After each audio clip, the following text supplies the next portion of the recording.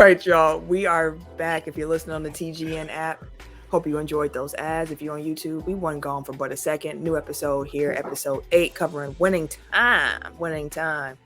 And episode 8 was a doozy. Like, at this point in the series, the team has been climbing the NBA standings. Everything's looking good. You know, Westhead and Pat Riley out there coaching their little butts off because, you know, back in the day, teams really did only have 2 coaches. Not how it is now where you got like 8-10 different coaches going on there. But it's like all-star break. They celebrate. Next thing you know, Jack McKinney walk up in the locker room like, I'm back. So this causes a lot of friction because Westhead does not want to go against Jack McKinney because he feels, you know, loyal to Jack. Jack helped him get his start. But he also feel what Pat Riley saying, like, hey, we coached this team for most of the year, 50 games, and we have been doing our doggone thing over here. Like, this is ours. We built this. We should keep it. Mm-hmm. So the crux of the episode is the conflict that Westhead is feeling between Pat Riley and between McKinney. So, I mean, the question really was coming down to really who is coaching the Lakers. So when McKinney came back and put the right card on Pat Riley, he pulled it ASAP. Hey, Spencer Haywood need to be starting. What were y'all thinking? Like, how were y'all feeling about that dynamic when McKinney came back, given how Pat Riley and Paul Westhead were really clicking at that time? He came back like a man trying to make sure he kept his job. Like, honestly, like he didn't. He kind of had a feeling. I feel like that he knew what was going on. I mean, Dr. Buss came and talked to him about it anyway. It's like, hey, yo, like if they ain't make it happen, bro, yeah, y'all gone. So he already understood that he was on a hot seat from that conversation anyway. So when he came back, he like, all right, I feel y'all, but I'm gonna go ahead and take this back over. That way, when the season ends, from I'm thinking, when the season ends, then I'll be able to make sure I still get some of that credit and I can keep my job and shit, as opposed to y'all getting this job. So I feel like he came back and I'm just pissed on the stuff because this is my team. This is what I do. I'm glad y'all made y'all adjustments, enjoyed yourself, had a good time. This is me. No, he's sitting down, you shutting up. Oh, that is how he was. Pretty much. But no, I don't. I stand with Pat Riley, bro, because I would have been like, yo, like we've been here, bro. I'm sorry that you fell off your bike and almost killed your damn self. But like we've been here putting in the work, B. 50 games, bro. Fuck you. How dare you come up in here? I don't give a fuck. You didn't take your team no more, nigga. We won 50 games. We the reason. Like, nah, bro. I would have been on his heels immediately too. I don't blame you, shit. I would that day, bro. You didn't even get cleared by the doctor. You can barely walk up in this joint. Man, you talking about you for the coach something. You can barely write. You talking about you for the coach something. I haven't seen it. I'll kick you in your chest cup up in here. Westhead was looking at him in that diner when he was signing that autograph, like, yeah, like, come on, like, bro. You called the coach. My better judgment is telling me that I should probably side with Pat Riley here, but I don't know what to do. Like, the whole episode was him, I don't know what to do. He knew what to do. Yeah, he knew what to do. But that's, again, him being loyal. I understand the loyalty, and, like, I respect it, but still, if that's really your guy, just like Pat Riley said, if that's really your guy, he will understand and just like, yo, like, nah, he basically shaped and molded him to be able to take over, like, if something like this happened anyway. So he it's like, understood that. Yeah, I mean, at the end of the show, he said that was not the case. Yeah, I know. Yo, I understand what y'all trying to say, but no. His little at the end of the episode where he comes back, because at this point, Westhead's in the hospital because he had kidney stones, which is actually true. They was dropping like flies, bro. Man, so Pat Riley being a coach. It was a Pat Riley really was the interim head coach for a couple of games while Westhead was recovering. Not necessarily in the same timeline that the show depicts, but that part did happen. Except that when Pat Riley did take over, they did not lose the game; they won. But that speech at the end, when Westhead finally decides, I'm going to side with Pat Riley. Pat's right. This is our team. I want this to let's do it. And Pat's words of, like Kim was saying, hey, if you really my guy, you'll understand. And when Westhead brought that to McKinney, he realized not really your guy. McKinney only really kept him around because he felt that he was not good enough to be a head coach and that he would never usurp his power because he was just going to be a loyal little lapdog all the time. Yeah. Fuck him. That was tough. That was tough. I strongly dislike the guy. I mean, you like, bro, this is my life's work, and you telling me to move around? Because then he came in, it's messy. We first of all, we all chilling in this man home. We chilling. We drinking beer. We watching an All-Star game. Why you stirring up? Why you stirring up mess, bro? Like, hey, somebody hold the baby. Got some shit to start. Hold the baby. Hold the baby real quick. Bring your ass. Come on. Hey, the baby did not go to sleep. He didn't know what to do. He was they're shaking, rocking. Damn, come on now. Please, come on now. Please, come on now. Good ass game, man. Where your mama at? Passing her around the room. Can somebody take the baby? So before we get to that scene with that whole dynamic at the house, I do want to point out in real life, the relationship between McKinney and Westhead really did take a blow. Like in real life, they were more so like friends. And once the change happened and he finally did come back, McKinney was never well enough to be a head coach again. So like Dr. Buss sent him on like some scouting trips and things like that. And the only time that McKinney and Westhead spoke to each other was when it was Lakers related. And Westhead's wife came out later on and was just like, I'll put it like this. They can't share our joy over Paul's success, because how many times can you say that you're sorry for how things turned out? It just naturally like deteriorated their relationship, which is it's sad. And in real life version, like it's sad that the friendship had to go that way. But yeah, to what Ken was talking about here, and Tim, All-Star break, of course, the team is together watching the game at Spencer Haywood's place while Magic's, doing this thing. We're going to talk about Magic in a minute, but yes, we are. Haywood got the team over or whatever, and Westhead, again, this was one of his moments of indecision where he could not make up his mind and couldn't figure out what to say, led to McKinney taking Haywood out to the back with the baby, saying, hey, I'm coming back. I'm going to need you to score. Forget all them trade rumors. And Haywood was like, trade rumors? Trade? What? Talking about trade? What? Who trading? Like Pat said, he was looking out for my knee, for my health, not like he was trying to trade me. So of course he felt some kind of way about that, because Pat Riley in his house drinking beers when he's like, oh, you trying to trade me? That's what it is, huh? And then they get into it, which leads Pat Riley and Westhead to get into it. Yeah. Hey, team bonding sometimes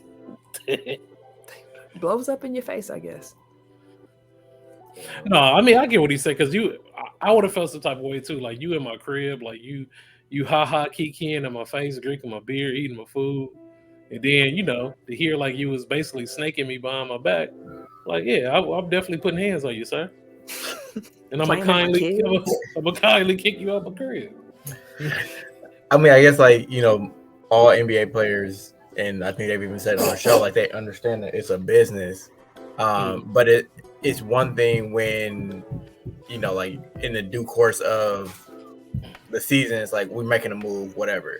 But you need to sacrifice for the betterment of the team. Like he's sacrificing his numbers, he's sacrificing his minutes, because that role helps the team. All the while, they're really trying to bring his value down so that they can bring in somebody else instead of him. Like, yeah, that's the part that sucks, because it's like everybody, if you're not Kareem Abdul-Jabbar or Magic Johnson, like everybody get traded. So, yeah, exactly. Yeah, I think that's understood. In real life, it's not known if the Lakers were trying to trade Haywood at that time, but the irony of it is that they do eventually trade for Bob McAdoo, but Haywood was not part of that trade package. And it is very true, as we alluded to during our episode 7 part of this recap, that he had a problem with cocaine. Yeah, when I finally seen the scene with him hitting it, I was like, oh man. Like, yeah. That was like, the baby in there asleep, bro. You hitting the pipe. Everybody ain't leave the crib yet. What's up? Walk in and see you hitting the pipe, bro. Little rock in the shoe. I was like, dang, you keep it in your shoe? Just like, it's on me. Like, there's some cowboy boots too. Like, so like they're using like really not necessarily recognizable black actors for like like all the it's like, you know, Wood Harris is his brother Haywood, and then like the dude that played Dr. J is like, I've seen him in a million shows. Yeah, exactly. Oh, that's the 1 foot dunker dude. He's nice. I don't know that. I know from another movie or show. Yeah, I know. Wait, hold on. Let me make sure I got this right. Cause I'm gonna check something. Because I'm pretty sure he played a cop or somebody's uncle or dad or something like that. Right. I've seen him in some before. Yeah, like his face is recognizable. Like I've seen him in like hella shows, maybe movies.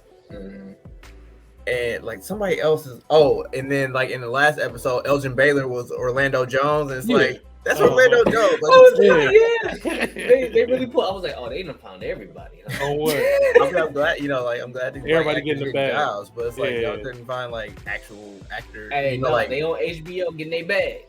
So I was right. The guy playing Dr. J, his name is Jordan Sutherland, and he on Instagram is known as the 1 foot god. I followed him for some time because he just be dunking. Like he's just. I didn't even know you could do it.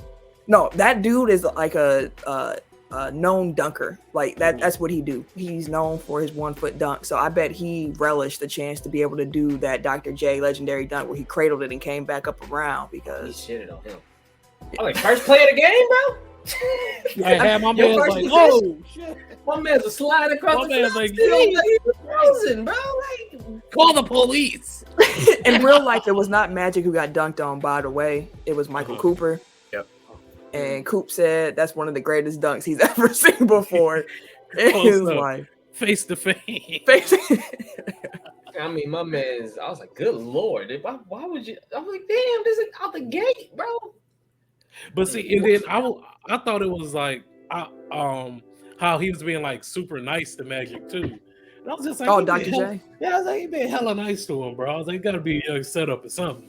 He got something up his sleeve. He gave some sound advice and shit. Yeah, like, you know, hey, bro. Then he must famous now, nigga. You relax. Listen, so you out here.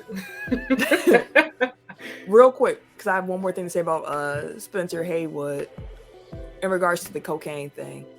He said, quote, about his time in LA, quote, while I'm there, the devil came in the form of cocaine.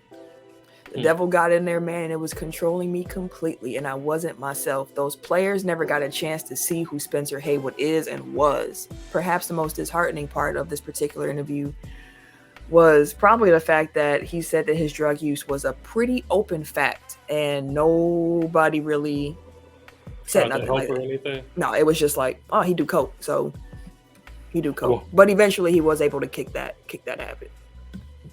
That's good.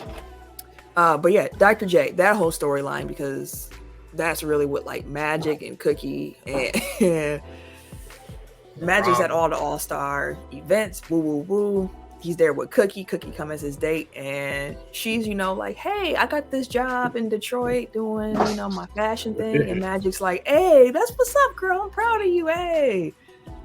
They also have an office in LA, and you see Magic whole face. Like, what? I ain't say I walk you out here like that. That's what his face is. Yeah, I was proud of you in Detroit. I'm not as proud of you, you know? Being here, man. I didn't ask for all that. But then he's like, no, I want you to come. But then when he's talking to Dr. J for the first time, he don't even know what to call Cookie. He's like, this is my this Cookie. This is my cookie. This is my cookie. And, you know, Magic is talking with David Stern. He's like, hey, we want you to come out to dinner afterwards with Larry O'Brien, the commissioner, and Larry Bird. We want to talk about the future of the league and this and that. So Magic go to that, and he all geeked. He's happy. He come back to the hotel room telling Cookie, like, hey, man, I got them right where I had Larry stuck. Larry didn't say nothing. I had, you know, Cookie packing. He finally realized she's packing, and he's like, what's the problem? And she's like, you slept with Rhonda? He's like, what? No, I was being polite. We was just hanging out. What you would never. talking about? I would And she's never. like, were you hanging out with a rubber on? And he's like, You know I'll shoot the club up. What you Why ask questions you already know? And at that moment, Magic finds out from Cookie that Rhonda is pregnant. And she's saying the baby is his. As we have a live baby on the podcast, to re-emphasize the fact He put some emphasis on that. of what Magic's future is going to be looking like. So, yeah, slept with Rhonda and she got pregnant. Yeah, it's like nah, he was a little too reckless. Like if you gonna do all that, you gotta wrap it up, B.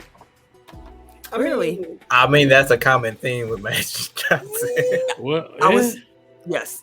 That was Hey. that whole when she told her, I was like, "Oh, you called to tell her, or you called to tell him?" And she answered, and you just said, "You know what?" No, she called her. You know, she called her friend. She definitely called her. Like, girl, tell I'm her. sorry. I love you though. Which is But crazy because in the I'm last gonna have Magic episode, Jr. she was saying like, hey, when y'all get married, I want me a ring too. Well, They've been like that. They've been like that. Hey, yeah, girl, come on in the back, my guy. Because she was saying like she introduced him, right? mm-hmm. And of course, this is another point in the show where they're taking fictional liberties. There is no Rhonda. She is probably just a character that's meant to represent a bunch of other women that Magic had interacted with, because Magic did have a son with another woman before he had his children with Cookie when they got married. Which, just a quick aside, I watched the Apple TV Magic Johnson documentary. That's on my list. It's out. We should probably do a Tech Foul Cinema on it because I'm curious to see how y'all feel about it, with how Winning Time has set some things up. But one thing that is very evident from his documentary is the fact that he just strung Cookie along for like a decade. They got engaged on and off like 2 or 3 times. And each time he'd be like, you know what? I can't do it. Sorry, can't get married. Love you. Don't want to do it. Yeah, like I knew that they didn't get married to like the early 90s or maybe late 80s, but 91. so I thought it was weird. Like, damn, like Cookie was there in 79, but yeah, that makes sense. Yeah. yes. But yeah, so that's we got to deal with. And Magic is like, hey, I'm sorry. He go to Dr. J event and they're like, oh, where's your girl? And she like, the shrimp was bad. Hey, Dr. J wife was like, all right, lying ass nigga, all right. Excuse me, let me move Oh, around. that's like, I'm like, oh, you lying like that, huh? Let me all right, move. let me move around. Nah, she already knew he did something. Like, what you do? Right. That was Why she the mad? other half of it. I'm on her side because it was probably your fault. Hey, let me put you up on game, bro. We all ate the motherfucker. Hey, that's Stop funny lying. though. Stop They lying. said, yo, we all ate. Stop, come up with something better, I'm eating bro. some right now, but they Oh shit! I just had a whole ass cocktail. Yo, ass talking about she got sick with the shrimp. Ain't no goddamn shrimp. There wasn't no shrimp. that's the best shrimp money can buy. What you talking about? Shit, tell her she unavailable. Just leave it at that. Goddamn, some shrimp. What do you say? Tell her, say she's on her monthly. Just leave it at that. Easy, Leave it at easy. that. Ain't nobody gonna question shit. Oh, okay, yeah, I feel you. All right. Especially back then, ain't no question to ask. But shrimp. Magic had never get that. Whole The damn shrimp. party. They did the shrimp ate. So You the only one with a bad batch, huh? You was the only one in the party. it was that one the tray that was bad. It was the one tray. That's what Magic said. It was That the one. tray. That one. That's That the one. only one that still had the tail on it. She ate it. She had the one shrimp that was not divine. Right. She, All the she got shit. sick. She devoured it all. That's all. But no, yeah, I think Ken, you were mentioning how Dr. J was so nice to him that he got cooked. Yeah. Which again was Nixon. storyline, because when Magic actually played Dr. J, he was not actually that bad. But the part that was interesting was after the game, Dr. J is coming in still being nice, and Magic's in his feelings. Yeah. And then here come Jerry West, the man who was suing HBO because he like, y'all are doing me bogus right now. I do not appreciate y'all. I will That was take his y'all to the best. Supreme That Court. was his best scene of the whole season Man. so far. I think Jerry West might be my favorite character on this show. I'll give you that. Like, he's funny. First of all, like in the last episode, he was walking past him like, stop eating so many effing French fries. And the guy's like, I like French fries. Like, it was just, it's little things like that with Jerry West where I'm like, I am sold. But it's like at that point, it seems like Jerry West recognized that Magic actually does have that killer in him, like to be a great player, because all this time he thought like, oh, dog, you just too happy. You ain't got it in you. And then he finally saw it in him and was like, if you want to be great, like have all that happy stuff, which I was like, that's kind of a weird message, but I guess it's you on can't be brand. happy and good at the same time or something. I don't know. You can't be a killer and smiling at cats when you taking them out. I guess not. Not in Jerry West's book. But yeah. So again, like I know that fact checking is Camille's bag on this show, but like every time that Wilt Chamberlain would come to Boston, like he would stay at Bill Russell's house. I'm assuming he didn't get the shit bed. But then, like going forward in time from this point, like when Pat Riley was coaching the Knicks, like Patrick Ewing and I think Oakley and maybe somebody else, like they used to go out and kick it with Michael Jordan, like before playoff games, and he's like, he put a stop to it. He's like, dog, he is killing y'all. Like y'all can't hang with Michael Jordan, like out drinking, gambling, doing and hooping the next day. Like, Michael Jordan don't get tired. Like he run them into the ground the night before the game, kicking it like, oh yeah, I love y'all my dudes, and then come out and kill y'all on the court. Like y'all gotta stop. So that is something that's happened in real life throughout NBA history, even if it didn't necessarily happen between the two of them. Facts.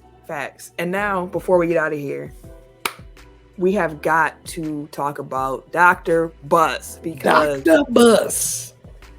Wow. Hey, Wow. He a wild boy. So we find out that his mom, Jessie, is being discharged from the hospital. Jessie. She checks herself out because she's like, hey, if I'm gonna die with this cancer and stuff, I'm gonna die on my own terms. I'm not gonna die in here. Don't tell your daddy. So Jeannie Buzz sitting there like, what? First, I just want to say that's unfair to put that on her. Like, if you're going to make that your thing, that you want to die on your own terms, let that be your terms, unless you plan on telling the dad to. Like, don't have your grandbaby keep that type of secret. Especially, that's not cool. It literally made her sick. Literally. But she was saying, alcohol helped too. You said what? No, it was that greasy ass KFC. She bit that chicken. They had champagne and KFC. Hey, that sounds like a winning combo. That sounds like Donald Trump's Friday night. Donald Trump got a bucket. Mild and spicy. You know what? Never mind. But that white man can't handle spice. I was just gonna say, like the pepper on the original recipe. The spices. Can we water this down a little bit? Someone spray this a little bit. Who seasoned this? They went overboard, didn't they? Heavy on the pepper, Jesus. But no, so they're watching the All-Star game. Dr. Buzz gets a nurse to help out with his mom. And while they're watching the game, Jeannie gets sick because she starts picturing her dad having an orgy. Which sucks. It's random. Yeah. It sucks. Because she's saying what her grandma was telling her about how you need to treat men with the gentle gloves because they're fragile and you got to do all this other stuff, which is kind of sums up how women on this show have been treated. Like Dr. Buzz goes around making a lot of messes, and then the women on the show are helping him clean it up, which we've discussed in previous episode recaps. But everybody's drunk. They go to sleep in the morning. The nurse is there studying. It seems as if Dr. Buzz and her are having a genuine connection. Because he's turning over a new leaf. That's what I thought. Like, he's seeing his mom and her, and he's like, man, like I respect that. And Jeannie walk in, and she's like, you trying to F the nurse? And she just go, Cam. He was like, what? Tell all the dirt. Why you out here fucking it up? If I was trying, shit. At least let me get it first. Jesus Christ. And what's crazy is like, I literally was like, oh, Jeannie, you got it wrong this time. She did not. She knows her dad better than we do. Better than I do. In the car, I was just like, yo, my man's cried his way into some vagina. Bravo, sir. I was like, Ken was over there taking notes. Like, Hey, that's a little Cool too titties. dog. That, Yeah, I'm just like, bro, he literally cried his way to some titties, bro. Popped it right out. Like I was like, Jesus Christ. I was like, Start working. I'm like, damn, my nigga, you still mid tears. dog, I'm he telling was you, literally bro. sobbing. Bro, he had real baby tears, bro. Like I'm like, dog. Oh my god, my mom's dying. Oh, Right. She's like, And then I was like, I don't even know if that's consent because she didn't necessarily look like she. What? She's There's probably no verbal confused. You go consent. from a She was man confused. crying to sucking your titty. I just. yeah. but you just talking about how you was gonna pay for your whole lifestyle and your kid lifestyle too. So it's kind of like That's that power. That's power. the power dynamic. Yes. I was gonna I'll call it just power say, rape, wow. but like I'm not sure Shit. if that's the right What's terminology. wrong with dynamic? but- Shit. So I was like, Jesus Christ, bro. Like that's a new low, my good sir. Woo. Yeah. That's Yeah. low for even him. And that's the thing about like Jerry Buss's whole deal. Not Jerry Buss, Jerry West's whole deal, like making this big deal about like how he's portrayed in the show. Like everybody is portrayed like good and bad. Like there are warts on both sides, and there are also like glorification on both sides. So it's going to even out. It feels like over the course of the show. Mhm. Facts. But yeah, Dr. Buss was wild. I don't know where we're gonna go from here. We got 2 episodes of Winning Time left. Hopefully it ends with them winning the championship and then we can continue on. But overall, I found this episode to be very stressful for me. There was a lot of drama in this episode, more so than 7. But that's the recap for y'all. We hope that y'all enjoyed this week's episode of Overtime. As a reminder, if you have not listened to our weekly episode, go ahead and do that. You can find episode 247 live anywhere that you listen to podcasts, as well as on our YouTube page. So make sure that y'all go check that out, support, like up the YouTube, subscribe, and all of that good stuff. If you would like to follow me on social media, you can catch me Wait a minute. on the Twitter, Instagram, and these PSN, GTA, and 2K streets. And if you see me on GTA, please don't be killing me. At Camille Monet, CamilleMonae, because Your mom is fancy. thank you. Ain't killing you the whole point of GTA. No, the point is to make money. You can do that without killing me. I mean, you could be a serial killer owner if you want to. I guess. Griefers. At Bucks Burner on Twitter. That's all you get. Yep, because we ain't got time. Everyday_gentleman on Instagram. KHarris216 on Twitter and Snapchat. And it's your boy, TIMKINZ, the number 3, aka Ask Ketchum, aka Mr. Give It To Me.